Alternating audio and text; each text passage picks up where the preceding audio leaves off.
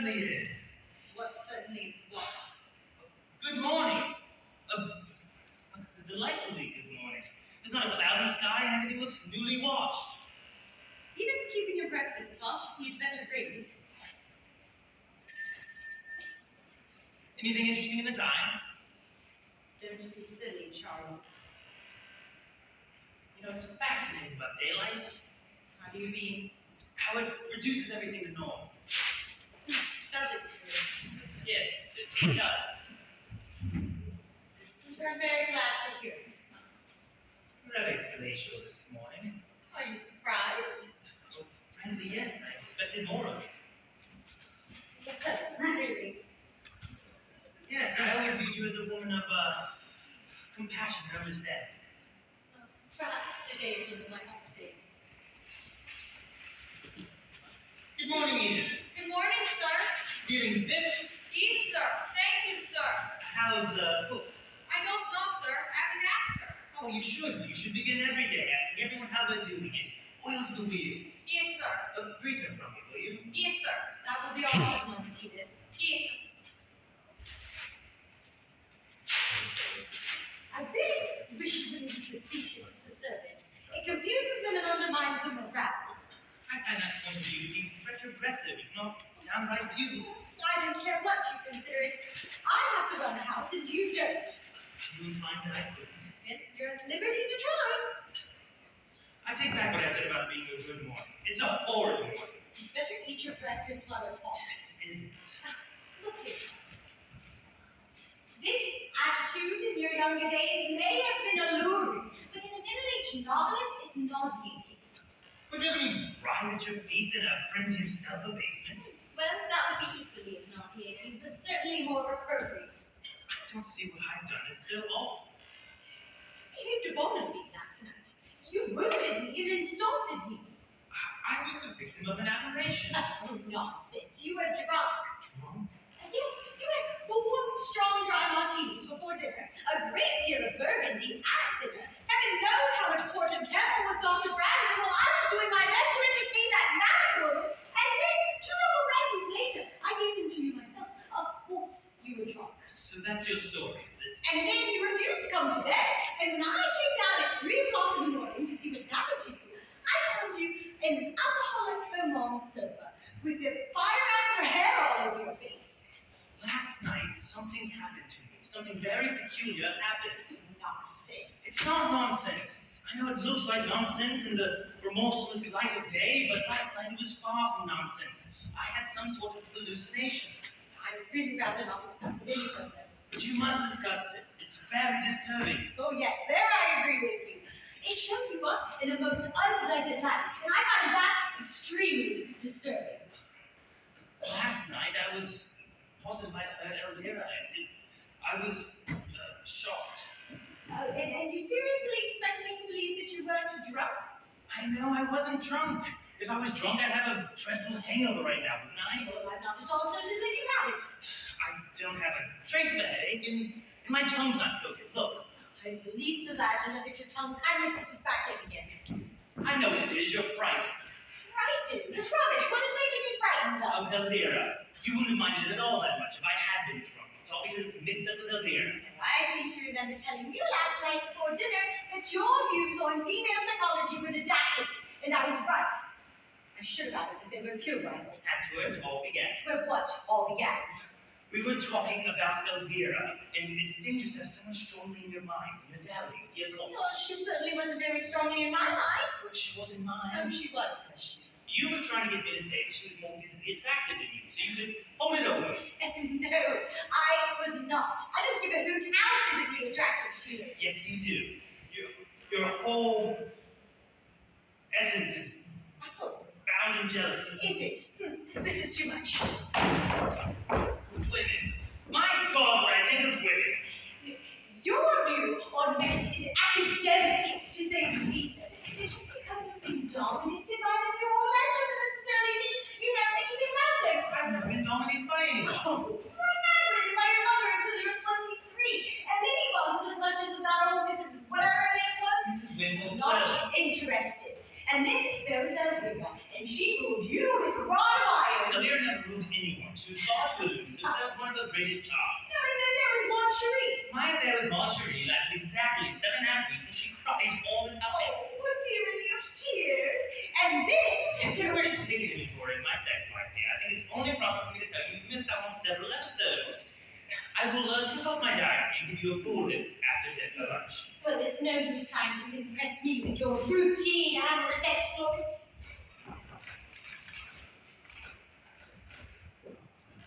Oh, I bet you think that I've just been trying to dominate you, to control you. You are. You're the only person who's ever dominated me in my entire life. That is completely untrue. No, it's not. You boss me and bully me and order me about. You would let me have a hallucination if I wanted to. Charles, alcohol will ruin your whole life if you allow it to get over on you. I want you to know that what happened last night was nothing whatever to do with alcohol. You've adroitly rationalized the entire affair to your own satisfaction. But all of your deductions are based on complete fallacy. I'm willing to grant you that it was an aberration, some psychic episode brought about by suggestion or hypnosis. But I was stone cold sober from the first to the last, and extremely upset in the bar. You were upset. What about me? You reacted with an obtuse lack of comprehension. Well, I consider that I was remarkably patient. Now, I shall know better next time. Instead of offering a comradely hand, you shouted staccato orders at me like a sergeant major. You gratuitously insulted me. I did not. Oh, yes, you did. You called me a gutter snake. You told me to shut up. And then when I quietly suggested that we go to bed, you said with the most disgusting leer on your face that it was an immoral suggestion. I was talking to Elvira. Oh, well, if you were, then it certainly conjures up the most fragrant picture of your first marriage. My first marriage was perfectly charming, and it's the worst possible case for you to sneer at. Well, it's not your first marriage that has me so absorbed at the moment. It's your second marriage, and it seems to me to be on the rocks. Only because you persist on keeping this ridiculous attitude. My attitude is that of any woman whose husband gets drunk and hurls abuse at her. I was not drunk! Charles, control yourself. I'll hear you in the kitchen. I don't care if they hear me in Folkestone Town Hall. I was not drunk. Control yourself. How can I control myself in the presence of your ignorant damn stubbornness? It's giving me claustrophobia. Well, you better call up Dr. Bradley then. Can I clear pizza?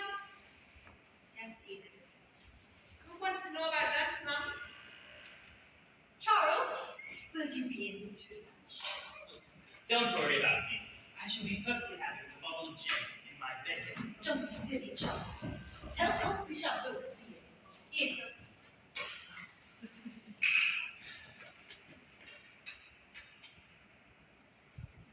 Going to hike this morning. Is there anything you want? A great deal, but I doubt you get it back. Tell Cook to put Alka-Seltzer down on my list, will you, Edith? Yes, sir. Glad you know of her. You have a genius for understatement, dear. Don't worry about the table, Edith. I'll put it away. Yes, sir.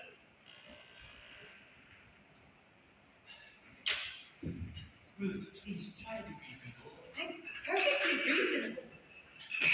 Last night, during the seance, I was positive that I heard Elvira's voice, and when I did, I was appalled. You put up with it for 5 years. And then later that same evening, I swore I saw her standing in this room. And when I saw her, I had to shock her my life. That's why I dropped the glass. You couldn't have seen her. I know I couldn't have, but I did. Well, I'm willing to concede then that you imagined you did. That's what I've been trying to explain for hours. But then there's obviously something wrong with you. Yes, there's something wrong with me, something fundamentally wrong with me. Why, I've been imploring your sympathy. Oh, I've gone to sterile temperance lectures. You haven't been drinking, Charles. There's no denying that. No more than usual. You feeling quite well yesterday? During the day? Yes, of course I was. What did you have for lunch? You ought to know you had it with me. Let's see, there was the lemon sole and the cheese thing. Why we're having a cheese thing for lunch? Maybe see my deceased wife after dinner. You never know, he's rather rich. Why didn't you see your dead husband then? You had just as much of it as I did. This is not getting us anywhere at all. Of course it isn't, and it won't as long as you relate supernatural phenomenon to colonic irritation. Supernatural grandmother. It would have been far less active. Well, perhaps you ought to go see a nerve specialist. I am not in the least neurotic. A psychoanalyst then? I refuse to have months of expensive humiliation just to be told that at the age of 4 I was in love with my rock. What do you suggest then? I don't suggest anything. I'm terribly uneasy. Perhaps there's something pressing on your brain.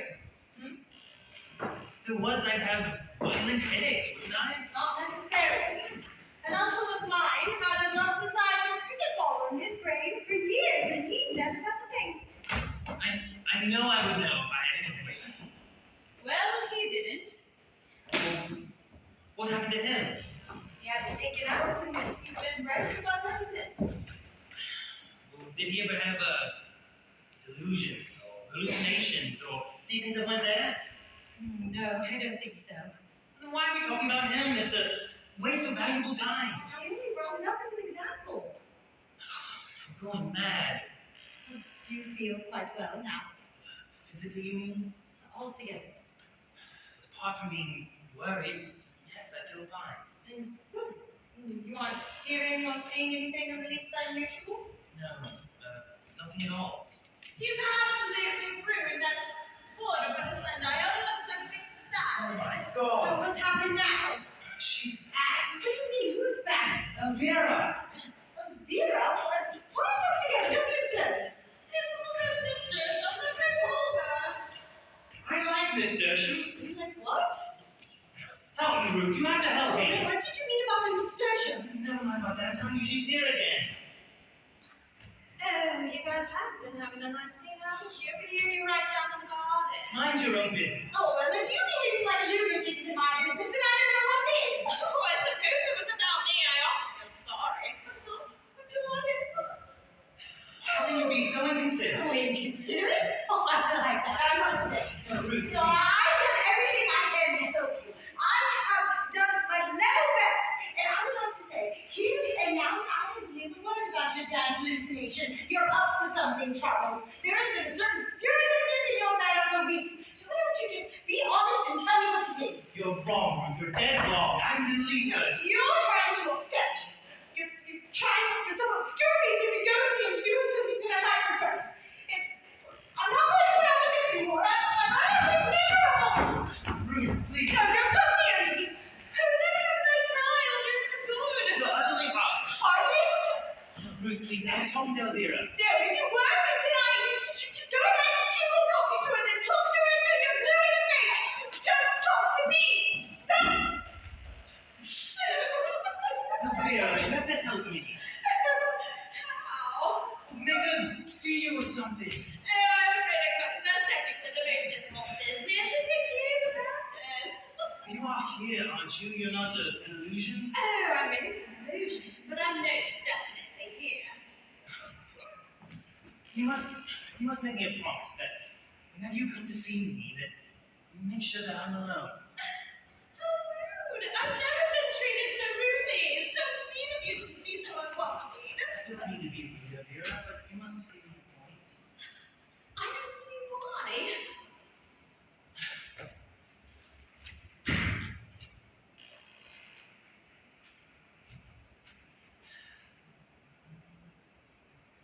It's all your own fault. It's all your own fault for marrying a woman who cannot see beyond the nose on her own face. If she doesn't bring in a real sympathy for you or even affection, she would immediately tell her. How could you expect anybody to believe this? Well, you'd be surprised how gullible people are. We often laugh about it on the other side. Charles, Yes, dear? I'm awfully sorry. I was very cross with you. You are? I understand everything now. I really do. You do. Of course, darling. Oh, watch out, she's up to something. Be quiet. Of course, darling. We'll all be quiet. We will be as quiet as we can laugh. Ruth, dear. No, come. I want you to come upstairs and go to bed. Oh, the way that woman talks in bed is nothing short of ironic. I'll deal with you later. Very well, darling. Come on. What are you up to? Well, I'm anything. I just want you to go to bed and wait there until Dr. Ryman comes. No, Ruth, you're wrong. Come, darling. Johnny and Shayla, I'm going to get it. Help me. You have to help me. Oh, I don't see how. I can. Ruth, if I promise to go to bed, can you let me stay there for 5 minutes longer? I really think it would be better. However mad it may seem, just bear with me. Let me stay here for 5 more minutes. Very well, what is it? Sit down.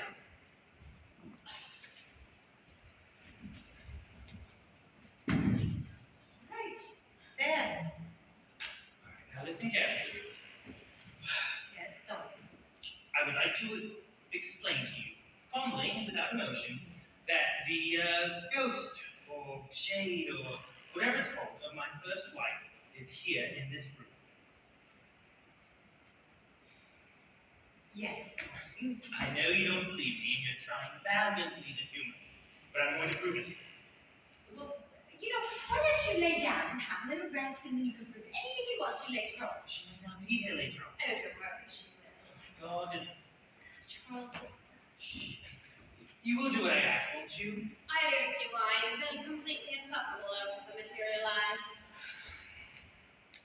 Ruth, do you see the flowers on the piano? yes, I did it myself this morning. Very entirely, if I do say so. You may not. Very well, I never will again, I promise. Elvira will now take the flowers from the piano to the mantelpiece and back again. Yes, darling. You will, won't you, Elvira? Just to please me?